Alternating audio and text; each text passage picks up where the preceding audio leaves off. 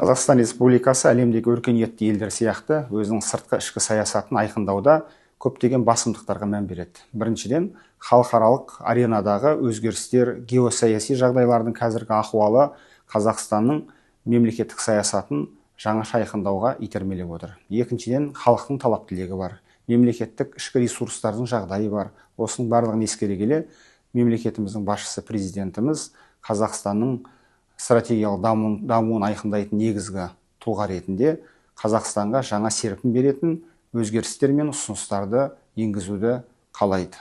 Біріншіден, мемлекетімізде конституциялық реформаға байланысты референдумның болуы күтілуде. Референдум халыққа не береді? Біріншіден, біздің ата заңымыз белгілі бір құрылымдық, мазмұндық өзгерістерге ұшырайды.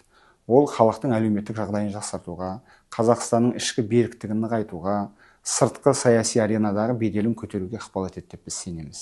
Халықтың үнін ұдайы естіп отыратын халық кеңесін құру туралы ұсыныс бар. Бұл да дұрыс бастама. Осы уақытқа дейінгі ассамблея немесе басқа да әртүрлі ұйымдар, құрылтайдың өзі де осы көріністің белгілі бір өзегіне айналып отыр.